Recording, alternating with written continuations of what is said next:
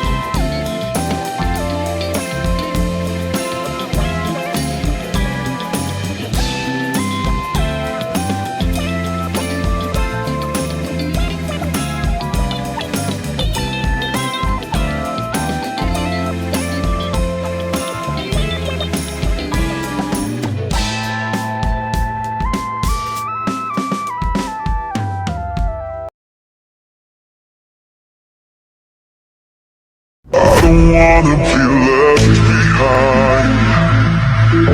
Distance was a friend of mine, catching breath in a web.